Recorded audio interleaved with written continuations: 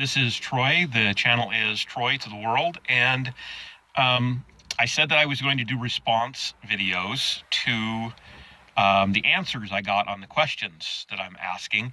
The channel is basically completely unknown, and so I haven't gotten any responses yet, but that's okay.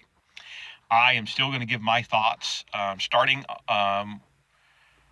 with the very first question I asked, which was basically, if you like socialism, you want socialism, why have you not moved to a socialist country? And just to reiterate, I wasn't saying that from a, if you don't like it, get out kind of perspective. I would just want to know what's keeping you in America. If you want socialism, why try to change America into a socialist country instead of just going to one that already exists? So anyway, I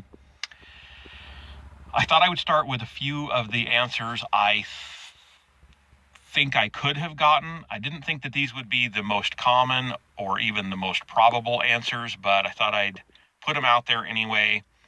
I don't really intend to address them much, but some really simple answers. I can't afford it. Okay, if you can't afford it, you can't afford it. You can't make a move to another country. That's an expensive endeavor. I understand that. Two, I don't want to leave my friends and family. This is something that I can actually relate to.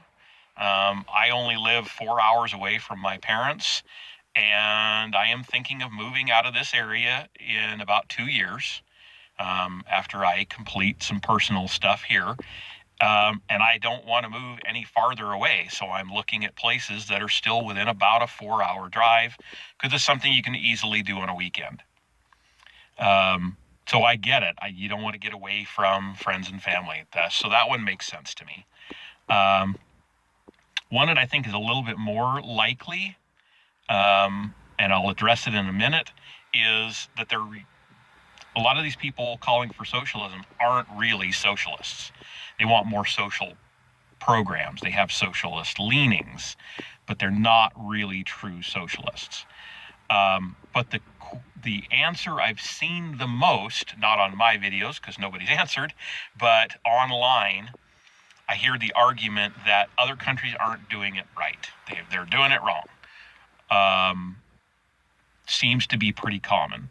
So my response to that is, okay, if they're doing it wrong, what are they doing wrong? Also, what are they doing right? And what would you do different? I don't really want to address those specifically today, because I would want to do more research, but those are the questions that come to mind. If you think they're doing it wrong, then what are they doing wrong? What are they doing right? And what would you do different? So getting back to people wanting more socialist programs, again, that just brings up more questions to me than answers. But if you're a socialist or call yourself a socialist or you have socialist leanings, and you just want more social programs, fine. Let's talk about that. What programs? What would you like to see? Do you want universal basic income? Things like that? You want healthcare? What would you like to see implemented? Second, how would you implement them? Right now we have a lot of talk about equity. It was a talk about equality of opportunity, but now it's become this equity argument. And basically what it seems to me, that instead of equality of opportunity, people want equity of outcome. But that doesn't really make a lot of sense to me and a lot of other people, because equality means you have the same opportunity I do, but if I put in more effort, I'm going to get more out of it. Equity of outcome seems to be, regardless of effort, you're going to get the same thing I get. So if I'm a high school student and I work my butt off and never miss an assignment, never miss a day of school, and get straight A's, I graduate. If you barely ever show up, never do any assignments, you still get to graduate. That's equity of outcome, regardless of effort, and that is not fair. Really, it's not. You should have to work just as hard as I do. So,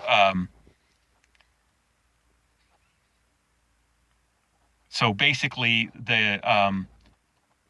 with a lot of the social programs I see proposed, like universal basic income, that's just an expansion of the participation ribbon mentality, as far as I'm concerned. And I'm going to do a whole video on that. But basically, you get $1,000 a month or whatever. It doesn't even matter. $10,000 a month. It is irrelevant. You get whatever you get, regardless, just for existing. And that, to me, is a really bad policy. But anyway, moving on from that, my other question on social programs is, how do you pay for them? And I know a lot of people, especially, for example, AOC, Alexandria Ocasio-Cortez, when she came out with her Green New Deal, one of the responses she got was, okay, fine, how are you going to pay for it? And her response to that was something along the line of, why is it that people like you are always worried about how we're going to pay for it? The world's going to end and we need to do this now and worry about paying it for it later. That's not going to fly with the vast majority of the public. They want to know how it's going to be paid for, because they know nothing in this world is free. So somebody's paying for it, and the idea that tax the rich, that doesn't really fly either, because how long are they going to be rich if you tax them 90%, 80%, whatever? Well, even more than that, how do you expect that they're going to actually stay in the country?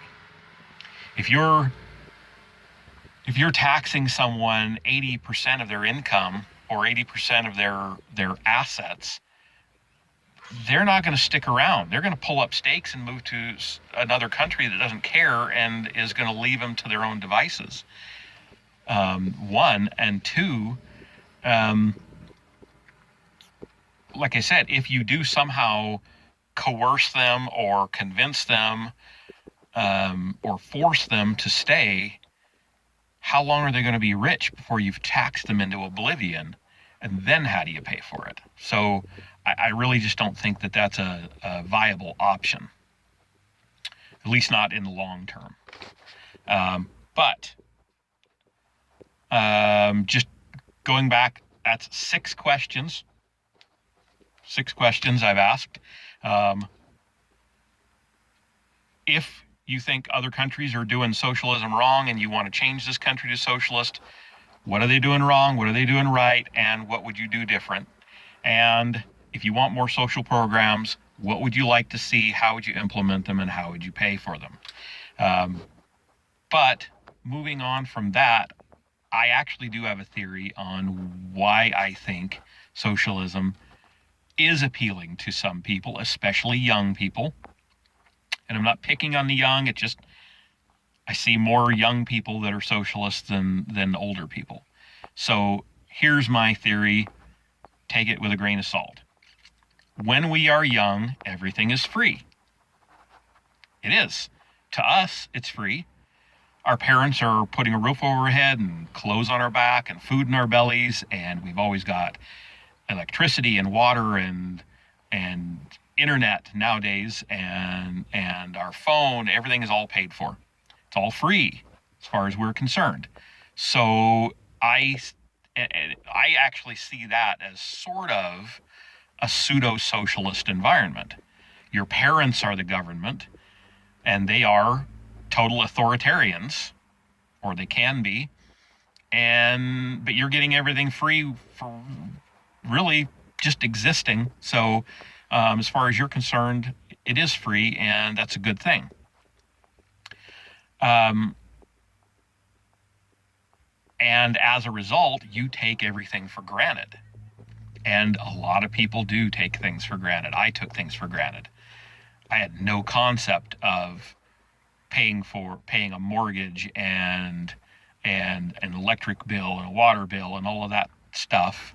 It just never even occurred to me until I was actually moving out of the house and got my own apartment and realized how my McDonald's paycheck didn't go very far. And no, I do not recommend that anybody tries to make a living on McDonald's. That's stupid, but that's another video. I think that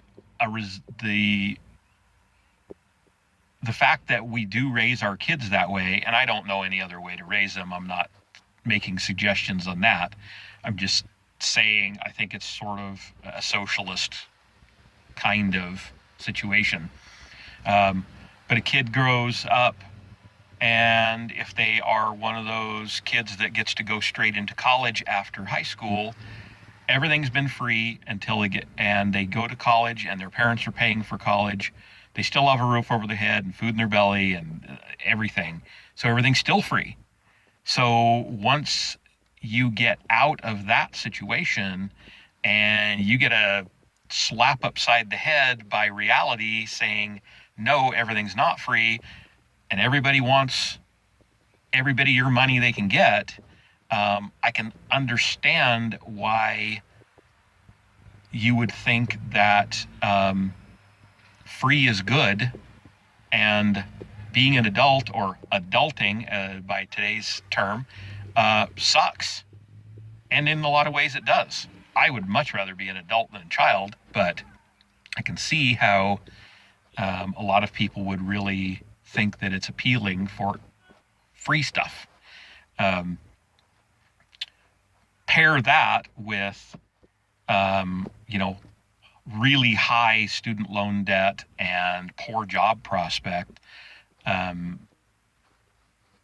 can understand the appeal of socialism if you don't think about it too much. And I think that's part of the problem with it, is that a lot of people, they really either completely disregard or they actively deny the problems with socialism, which one of the biggest ones is, how do you pay for it? How do you sustain it over the long period? And I think a lot of people just don't want to even think about that. They just want what they want.